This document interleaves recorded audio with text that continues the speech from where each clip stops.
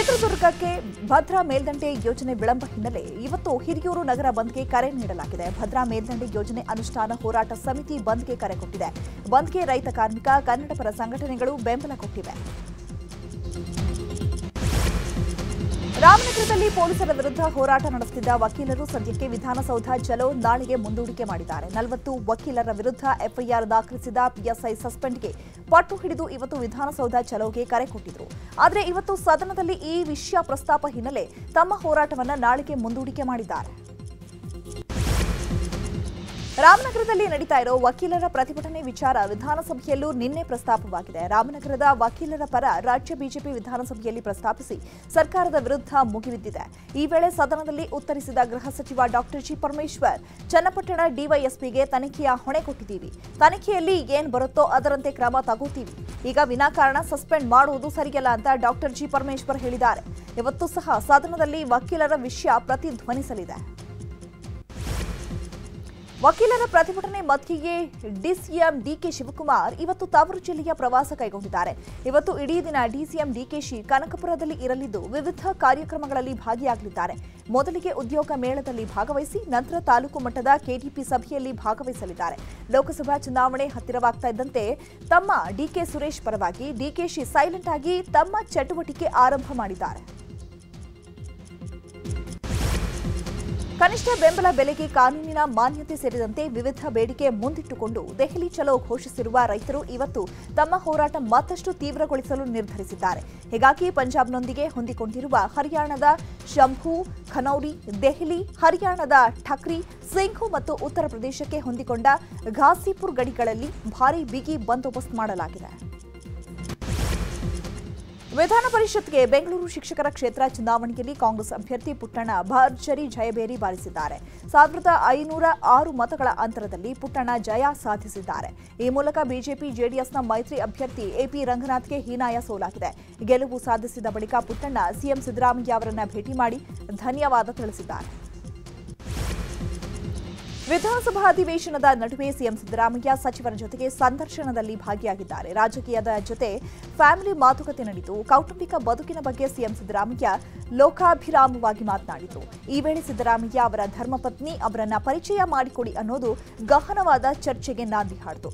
ಅಂತಿಮವಾಗಿ ಮನೆಗೆ ಊಟಕ್ಕೆ ಕರೆದು ಎಲ್ಲರಿಗೂ ಪರಿಚಯ ಮಾಡಿಕೊಡಿ ಅಂತ ರಿಕ್ವೆಸ್ಟ್ ಮಾಡಿಕೊಂಡರು.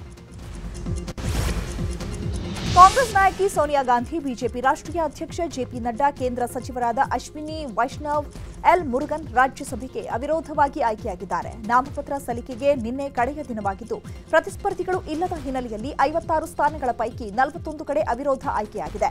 ಬಿಜೆಪಿ ಅತಿ ಹೆಚ್ಚು 20 ಸ್ಥಾನಗಳಲ್ಲಿ ಆಯ್ಕೆಯಾಗಿದ್ದು Congress 6, TMC 4, YSR Congress 3, RJD 2, BJD 2 ಮತ್ತು ಎನ್ಸಿಪಿ, ಶಿವಸೇನಾ, ಬಿಆರ್ಎಸ್, ಜೆಡಿಯು ತಲಾ 1 ಸ್ಥಾನಗಳಿಗೆ ಆಯ್ಕೆಯಾಗಿವೆ. ಪ್ರತಿಸ್ಪರ್ಧಿಗಳು ಇರುವ ಉತ್ತರ ಪ್ರದೇಶ, ಕರ್ನಾಟಕ, ಹಿಮಾಚಲ ಪ್ರದೇಶದಲ್ಲಿ ಫೆಬ್ರವರಿ 27ರಂದು ಮತದಾನ ನಡೆಯಲಿದೆ.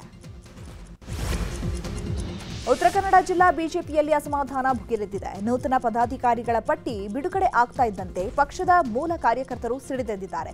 ಕಾಂಗ್ರೆಸ್ ಬಿಟ್ಟು ಕಳೆದ 2 ವರ್ಷಗಳ ಹಿಂದೆ ಬಿಜೆಪಿ ಸೇರ್ಪಡೆ ಆದವರಿಗೆ ಪಕ್ಷದಲ್ಲಿ ಹುದ್ದೆ ನೀಡದ್ದಕ್ಕೆ ಹಳೆ ಪದಾಧಿಕಾರಿಗಳು ರಾಜೀನಾಮೆ ಕೊಡ್ತಿದ್ದಾರೆ. ಇವತ್ತು ಸ್ಥಳೀಯ ನಾಯಕರಿಗೆ ತಲೆನೋವಾಗಿದೆ. ಇದೊಂದು ವಿಷಯ. ಅಯೋಧ್ಯೆಯ ರಾಮಮಂದಿರ ಉದ್ಘಾಟಿಸಿದ್ದ ಪ್ರಧಾನಿ ಮೋದಿ ನಾಳೆ ಇನ್ನೊಂದು ಭವ್ಯ ದೇಗುಲ ಉದ್ಘಾಟಿಸಲಿದ್ದಾರೆ. ಗುಜರಾತ್ನ ಮೆಹಸಾನಾ ಜಿಲ್ಲೆಯ ವಿಸ್ ನಗರ್ನಲ್ಲಿ ವಲಿನಾಥ ಧಾಮ ಉದ್ಘಾಟನೆಗೆ ಸಜ್ಜಾಗಿದೆ. ವಲಿನಾಥ ಧಾಮ ದೇವಸ್ಥಾನದಲ್ಲಿ ನಾಳೆ ಶಿವಲಿಂಗಕ್ಕೆ ಪ್ರಾಣ ಪ್ರತಿಷ್ಠಾಪನೆ ನಡೆಯಲಿದೆ. ಅಯೋಧ್ಯ ರಾಮಮಂದಿರದ ರೀತಿಯೇ ಈ ವಲಿನಾಥ ಧಾಮವನ್ನ ಕೂಡ ನಿರ್ಮಿಸಲಾಗಿದೆ. ಈ ಭವ್ಯ ದೇಗುಲ ಈಗಾಗಲೇ ಹೂಗಳಿಂದ ಅಲಂಕಾರಗೊಂಡಿದೆ. ನಾಳೆ ಪ್ರಧಾನಿ ಮೋದಿ ಆಗಮಿಸಿ ವಲಿನಾಥ ಧಾಮ ಲೋಕಾರ್ಪಣೆಗೊಳಿಸಲಿದ್ದಾರೆ. ಮಂಗಳೂರಿನ ಜೆರಸಾ ಶಾಲೆಯಲ್ಲಿ ಶಿಕ್ಷಕಿಯಿಂದ ಹಿಂದೂ ಧರ್ಮ ಅವಹೇಳನ ಪ್ರಕರಣಕ್ಕೆ ಸಂಬಂಧಪಟ್ಟಂತೆ ಐಎಎಸ್ ಅಧಿಕಾರಿ ಆಕಾಶ್ ಶಂಕರ್ ವಿಚಾರಣೆ ಚುರುಕುಗೊಳಿಸಿದ್ದಾರೆ. ಈ ಬಗ್ಗೆ ಮಾತನಾಡಿದ ತನಿಖಾಧಿಕಾರಿ ಆಕಾಶ್ ಶಂಕರ್, ವಿವಿಧ ಹಂತಗಳಲ್ಲಿ ವಿಚಾರಣೆ ನಡೆಸಲಾಗಿದೆ, ಕೆಲವು ದಾಖಲೆಗಳನ್ನು ಪಡೆದುಕೊಳ್ಳಲಾಗಿದೆ. ಪ್ರಕರಣಕ್ಕೆ ಸಂಬಂಧಪಟ್ಟಂತೆ ಎಲ್ಲ ವಿದ್ಯಾರ್ಥಿಗಳು, ಪೋಷಕರು, ಶಾಲಾ ಆಡಳಿತ ಮಂಡಳಿ ವಿಚಾರಣೆ ನಡೆದಿದೆ. ಶಾಲೆಗೂ ಭೇಟಿ ನೀಡಿ ವಿಚಾರಣೆ ಮಾಡಿದ್ದೇವೆ. ಎಲ್ಲಾ ದೃಷ್ಟಿಕೋನದಿಂದ ತನಿಖೆ ಪೂರ್ಣಗೊಳಿಸಿದ ಬಳಿಕ ಸರ್ಕಾರಕ್ಕೆ ವರದಿ ಸಲ್ಲಿಸುತ್ತೇವೆ ಅಂತ ಮಾಹಿತಿಯನ್ನು ಕೊಟ್ಟಿದ್ದಾರೆ. ಗದಗ ವಾಡಿ ನಡುವಿನ 257 ಕಿಲೋಮೀಟರ್ ರೈಲು ಮಾರ್ಗದ ಕಾಮಗಾರಿ ಚುರುಕಿನಿಂದ ಸಾಗ್ತಾ ಇದೆ. 2026ರ ಮಾರ್ಚ್ನಲ್ಲಿ ಈ ಮಾರ್ಗವನ್ನು ಉದ್ಘಾಟಿಸುವ ಗುರಿ ಹೊಂದಲಾಗಿದೆ.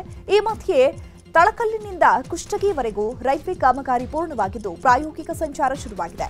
ರೈಲು ಸಂಚಾರದ ಮುನ್ನ ನೆರಬೆಂಚಿ ಶಾಖಾಪುರ ಗ್ರಾಮಸ್ಥರು ಪ್ರತಿಭಟನೆ ನಡೆಸಿ ಕುಷ್ಟಗಿ ಕೊಪ್ಪಳ ಮಧ್ಯೆಯ ರಸ್ತೆಗೆ ಮೇಲ್ಸೇತುವೆ ನಿರ್ಮಿಸಲು ಆಗ್ರಹಿಸಿದ್ದಾರೆ. ಕೆಲಸ ಬೇಕು ಅಂತ ದೇವಸ್ಥಾನದಲ್ಲಿ ಹರಕೆ ಕಟ್ಟೋರನ್ನ ಟಾರ್ಗೆಟ್ ಮಾಡಿ ವಂಚನೆ ಮಾಡಲಾಗಿದೆ. ಬೆಂಗಳೂರಿನಲ್ಲಿ ಕೆಲಸ ಕೊಡಿಸುತ್ತೇವೆ ಅಂತ ಹೇಳಿ ದಂಪತಿ 34 ಲಕ್ಷ ಹಣ ಪಡೆದು ವಂಚನೆ ಮಾಡಿದ್ದಾರೆ. ಮೊದಲು ದೇವಸ್ಥಾನಕ್ಕೆ ಬರೋರನ್ನ ಟಾರ್ಗೆಟ್ ಮಾಡಿ ಪರಿಚಯ ಮಾಡಿಕೊಳ್ತಾರೆ. ಆಮೇಲೆ ನಮಗೆ ಅವ್ರು ಗೊತ್ತು ಇವ್ರು ಗೊತ್ತು ಅಂತ ಹೇಳಿ ನಂಬಿಸಿ ಮೋಸ ಮಾಡಿದ್ದಾರೆ. ಹೀಗೆ ಮೂವರಿಂದ 34 ಲಕ್ಷ ಹಣ ಪಡೆದ ದಂಪತಿ ಚಿನ್ನಾಭರಣ ಖರೀದಿ ಮಾಡಿರುವುದು ತನಿಖೆಯಲ್ಲಿ ಬಯಲಾಗಿದೆ. ಸದ್ಯ ವಿದ್ಯಾರಣ್ಯಪುರ ಪೊಲೀಸರು ದಂಪತಿಯನ್ನ ಬಂಧಿಸಿ ವಿಚಾರಣೆಗೆ ಒಳಪಡಿಸಿದ್ದಾರೆ. ಬೆಂಗಳೂರಿನಲ್ಲಿ ವಿಚಿತ್ರ ಕಳ್ಳನೊಬ್ಬ ಪ್ರತ್ಯಕ್ಷವಾಗಿದ್ದಾನೆ. ರಾತ್ರಿ ಹೊತ್ತು ನೈಟಿ ಹಾಕಿಕೊಂಡು ಅಪಾರ್ಟ್ಮೆಂಟ್ಗೆ ನುಗ್ಗಿ ಶೂ ಕಳ್ಳತನ ಮಾಡಿ ಪರಾರಿಯಾಗ್ತಿದ್ದಾನೆ. ವಿಚಿತ್ರ ಕಳ್ಳನ ದೃಶ್ಯ ಸಿಸಿಟಿವಿಯಲ್ಲಿ ಸೆರೆಯಾಗಿದೆ. ಈ ಬಗ್ಗೆ ಅನಿಲ್ ಕುಮಾರ್ ಅನ್ನೋರು ಎಕ್ಸ್ನಲ್ಲಿ ಪೋಸ್ಟ್ ಮಾಡಿದ್ದು ಕಳ್ಳನನ್ನ ಆದಷ್ಟು ಬೇಗ ಹಿಡೀರಿ ಅಂತ ಒತ್ತಾಯಿಸಿದ್ದಾರೆ. ಕೋಲಾರ ಜಿಲ್ಲೆಯಾದ್ಯಂತ ಪೊಲೀಸರು ಮತ್ತೆ ನೈಟ್ ರೌಂಡ್ ಆರಂಭಿಸಿದ್ದು ರಾತ್ರಿ ಹೊತ್ತು ಕಾಲ್ನಡಿಗೆ ಮೂಲಕ ಸಂಚಾರ ಆರಂಭಿಸಿದ್ದಾರೆ. ಆ ಮೂಲಕ ಕಾನೂನು ಬಾಹಿರ ಚಟುವಟಿಕೆಗಳಲ್ಲಿ ತೊಡಗಿದ್ದವರ ವಿರುದ್ಧ ಪ್ರಕರಣ ದಾಖಲಿಸಿ ಬಿಸಿ ಮುಟ್ಟಿಸಿದ್ದಾರೆ. ಕಳೆದೆರಡು ದಿನದಿಂದ ಮತ್ತೆ ಕಾರ್ಯಾಚರಣೆ ಆರಂಭಿಸಿರುವ ಪೊಲೀಸರು ಖಾಲಿ ಪ್ರದೇಶದಲ್ಲಿ ಕೂತು ಮದ್ಯ ಸೇವನೆ ಹಾಗೂ ಗುಂಪು ಕಟ್ಟಿ ಕುಳಿತು ಮಾತನಾಡುವವರ ವಿರುದ್ಧ ಪ್ರಕರಣ ದಾಖಲಿಸಿದ್ದಾರೆ. ಇನ್ನು ಕೋಲಾರ ನಗರ ಹೊರವಲಯದಲ್ಲಿ ಜೂಜಾಡ್ತಿದ್ದ ಪಾಷಾ ಶಹನಾಜ್ ಖಾನ್ ಅನ್ನೋರನ್ನ ಬಂಧಿಸಿದ್ದಾರೆ ಪೊಲೀಸರು. ಜೊತೆಗೆ ಶ್ರೀನಿವಾಸಪುರದಲ್ಲಿ ವೀಲಿಂಗಿಗೆ ಬಳಸಿದ್ದ ಬೈಕ್ನ ಪೊಲೀಸರು ವಶಕ್ಕೆ ಪಡೆದಿದ್ದಾರೆ.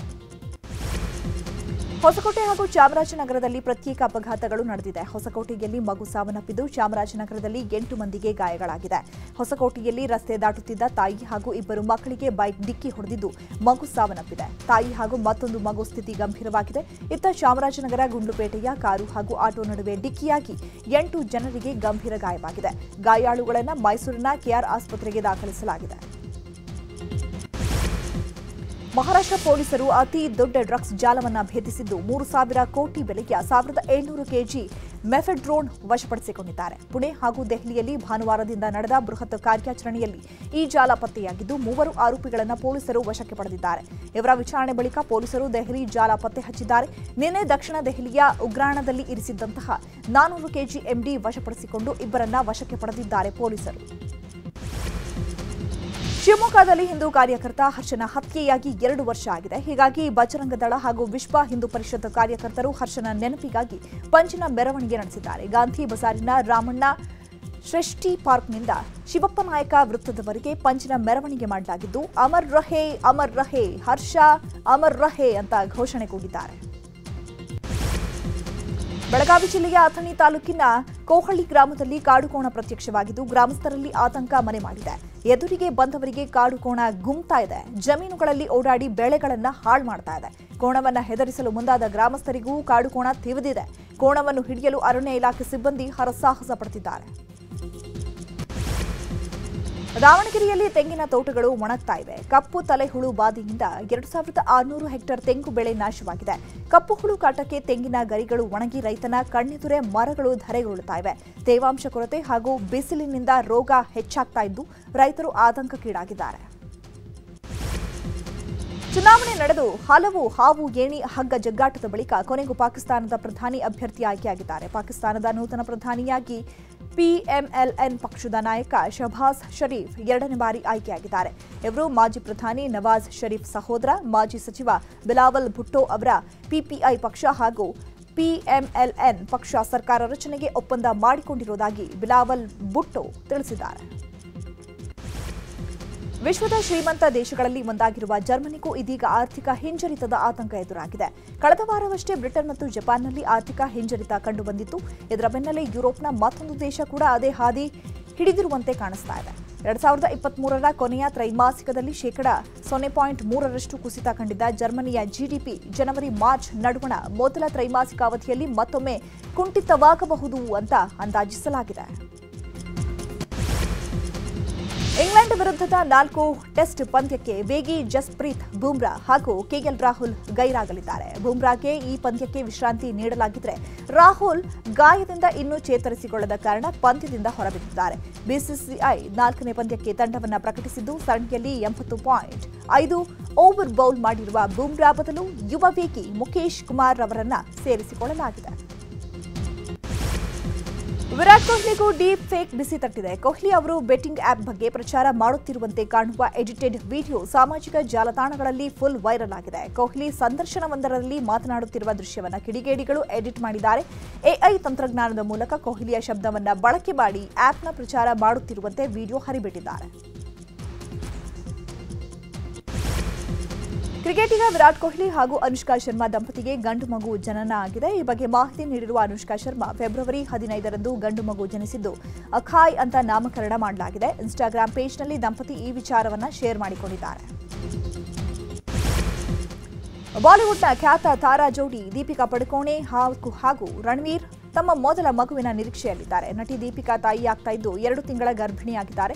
2018ರಲ್ಲಿ ದೀಪಿಕಾ ರಣವೀರ್ ವಿವಾಹವಾಗಿದ್ರು. ಇತ್ತೀಚಿನ ಸಂದರ್ಶನವೊಂದರಲ್ಲಿ ರಣವೀರ್ ಮತ್ತು ನಾನು ಮಕ್ಕಳನ್ನ ಪ್ರೀತಿಸುತ್ತೇವೆ, ನಾವು ನಮ್ಮ ಸ್ವಂತ ಕುಟುಂಬವನ್ನ ಆರಂಭಿಸುವ ದಿನಕ್ಕಾಗಿ ಎದುರು ನೋಡ್ತಿದ್ದೇವೆ ಅಂತ ಹೇಳಿದ್ದಾರೆ.